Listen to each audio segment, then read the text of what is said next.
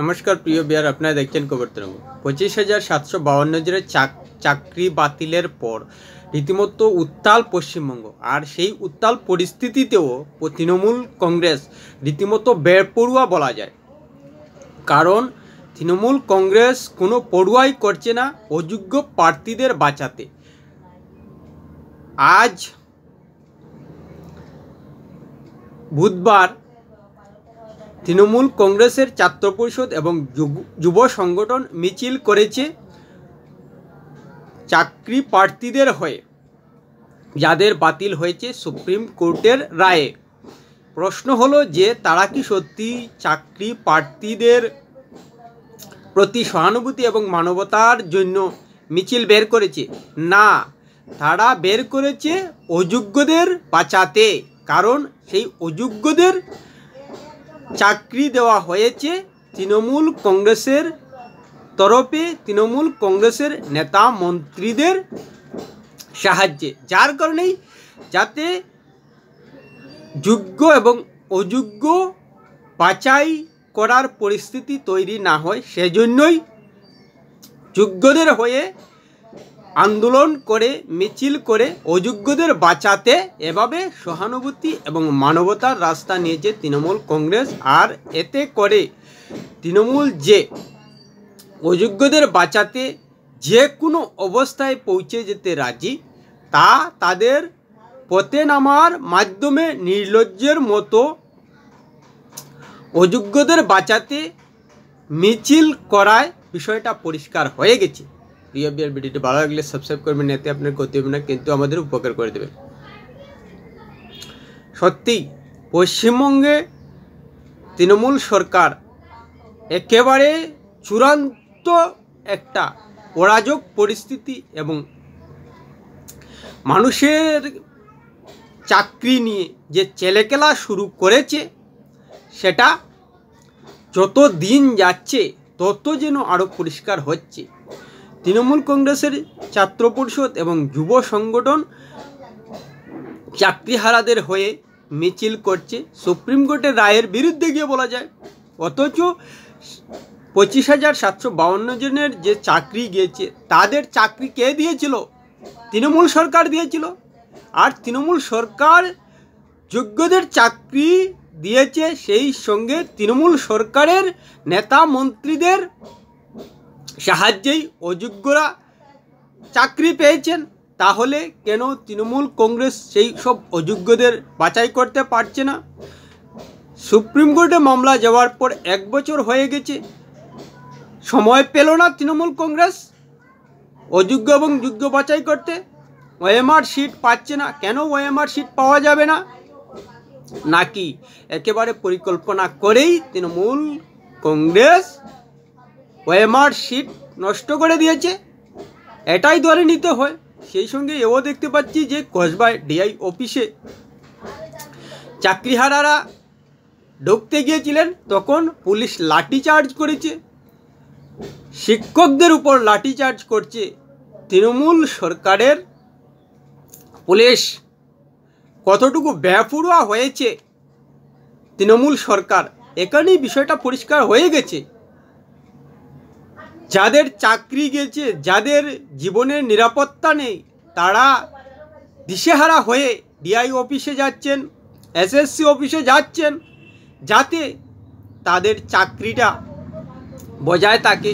কারণ সুপ্রিম কোর্টে গেলে তো হবে না, সুপ্রিম কোর্টে যেতে হলে প্রমাণ নিতে হবে যোগ্য অযোগ্যর, সেটার দায় কিন্তু তৃণমূল সরকারের। কিন্তু তৃণমূল সরকার হাত পা জেড়ে বসে আছে যে তারা জানেই না কি করে যোগ্য অযোগ্য বাছাই করবে। আর যোগ্যদের সঙ্গে যে অযোগ্যদের চাকরি হয়েছে, সেটা মুখ্যমন্ত্রী মমতা ব্যানার্জি স্বীকার করেছেন যে তার মমতা ব্যানার্জি সরকারকে সুপ্রিম কোর্ট সময় দেয়নি। তাহলে সময় দিলে কি মুখ্যমন্ত্রী মমতা ব্যানার্জি অযোগ্যদের বাছাই করতে পারবেন? তাহলে সুপ্রিম কোর্টে গিয়ে প্রতিশ্রুতি দেন যে 1 মাস 2 মাস 1 বছর আমাদের সময় দিন, আমরা অযোগ্যদের বাছাই করে দিব। কিন্তু করবেন না মমতা ব্যানার্জি সরকার। কারণ যদি অযোগ্যদের বাছাই করে দেয় তৃণমূল সরকার, তাহলে প্রমাণ হয়ে যাবে যে তৃণমূল সরকার যোগ্যদের সঙ্গে চাকরি দিয়েছিল। এতে দুর্নীতির সরকার পুরোপুরি প্রমাণ হয়ে যাবে হাতে কলমে কাগজে পত্রে, যেটা কোনো অবস্থায় তৃণমূল করবে না। এখনই বলে দিতে পারি যে তৃণমূল সরকার যোগ্যদের সহানুভূতি মানবতা দেখিয়ে রাস্তায় নামবে, এমনকি সুপ্রিম কোর্টের রায়ের বিরুদ্ধেও কথা বলতে পারে। কোনো অসুবিধা হবে না তৃণমূল সরকারের, কিন্তু কোনো অবস্থায় অযোগ্যদের বাছাই করবে না। কারণ অযোগ্যদের বাছাই করলেই যোগ্যরা চাকরি পাবে, সেটা বড় কথা নয়। বড় কথা যে তৃণমূল সরকারের পিঠে চিরস্তরে চাপ্পা লেগে যাবে যে দুর্নীতির সরকার দুর্নীতি করে তাদের নেতা মন্ত্রীরা যোগ্যদের সঙ্গে চাকরি দিয়েছে। সেই সঙ্গে 11-র পর থেকে তৃণমূল সরকারের আমলে যত সব চাকরি হয়েছে, সেখানে যে তৃণমূল সরকারের নেতা মন্ত্রীদের সুপারিশে অযোগ্যরা চাকরি পেয়েছে এতদিন ধরে, সেটাও মানুষের মধ্যে জাগবে এবং তৃণমূল সরকারের সততা নিয়েই প্রশ্ন উঠে যাবে। সবথেকে বড় কথা, তৃণমূল সরকার থেকে সততার প্রশ্ন উঠে যাবে মমতা ব্যানার্জির উপর। কারণ লাগাতার থেকে মমতা ব্যানার্জি সরকারের মুখ্যমন্ত্রী হয়ে রয়েছেন এবং তার অধীনেই সরকারটা পরিচালিত হয়। আর যত সব বিভাগ রয়েছে সমস্ত বিভাগের তদারকি করেন মুখ্যমন্ত্রী মমতা ব্যানার্জি। তাই মুখ্যমন্ত্রী মমতা ব্যানার্জির সততা নিয়েই প্রশ্ন উঠে যাবে। সেই সঙ্গে 25,752 জনের চাকরি বাতিলের ক্ষেত্রে যদি তৃণমূল কংগ্রেসের ক্ষমতা, তাকেও যোগ্যদের এবং অযোগ্যদের বাছাই করার করবে না। কারণ করলেই তৃণমূল সরকারের পিঠে দুর্নীতির সরকার ছাপ্পা লেগে যাবে কাগজে পত্রে চিরস্তরে। যার কারণে এটা কোনো অবস্থায় তৃণমূল সরকার করবে না। এখনই বলে দেওয়া যায়, যতই রাজ্যে ডামাডোল সৃষ্টি হোক, তোলপাড় হোক, কিন্তু কোনো অবস্থায় যোগ্যদের এবং অযোগ্যদের তৃণমূল সরকার আলাদা করবে না নিজেদের বাঁচাতে গিয়ে। কারণ অযোগ্যদের বাঁচতে গেলেই অযোগ্যদের চিহ্নিত করতে গেলেই তৃণমূল সরকার দুর্নীতির সরকার হয়ে যাবে। তাই তৃণমূল অযোগ্যদের বাঁচাতে এই ধরনের মিছিল করছে, সুপ্রিম কোর্টের রায়ের বিরুদ্ধে কথাবার্তা বলছে এবং এরপরও যা যা প্রয়োজন সবই করবে তৃণমূল যোগ্যদের সহানুভূতি মানবতাকে সামনে রেখে। কিন্তু কোনো অবস্থায় অযোগ্যদের তারা বাছাই করবে না। করলেই তাদের পিঠে কাগজে পত্রে দুর্নীতির সরকার লিখা হয়ে যাবে। আর এতে করে মানুষের মধ্যে বিশ্বাস হারাবে তৃণমূল কংগ্রেস। পরবর্তীতে সরকারে আসার ক্ষেত্রে তাদের সমস্যা হয়ে দাঁড়াবে। তাই কোনো অবস্থায় তৃণমূল সরকার অযোগ্যদের বাছাই করবে না। তাতে যদি 8,000-এর পরিবর্তে বাকি 16-17,000-এর চাকরি যাবে, তাতে তৃণমূলের কিছু যায় আসে না। অন্ততপক্ষে দুর্নীতির সরকার তাদের পিঠে লাগবে না। আর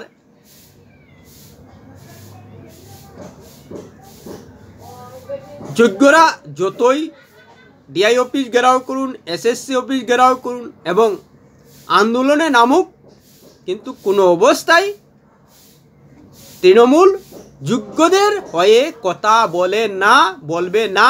যদি বলতো তাহলে অযোগ্যদের তারা বাছাই করতো না। আর এখন তৃণমূল যাই করবে অযোগ্যদের বাঁচাতে, কোনো অবস্থায় যোগ্যদের বাঁচাতে নয়।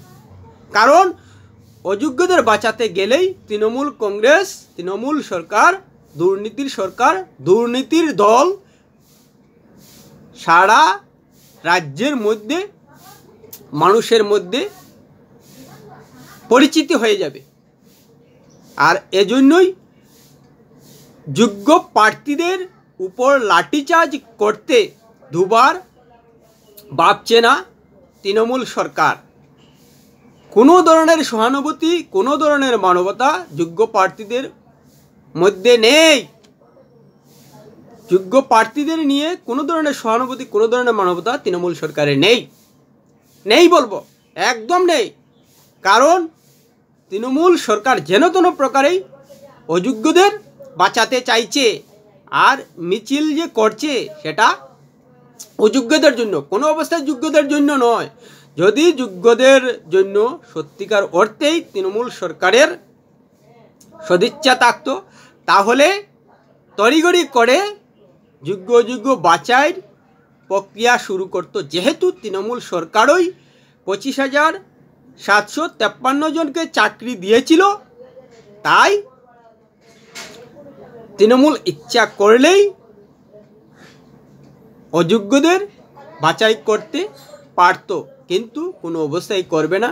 কারণ দুর্নীতির দল, দুর্নীতির সরকার চাপ্পা লেগে যাবে তৃণমূলের উপর। একটাই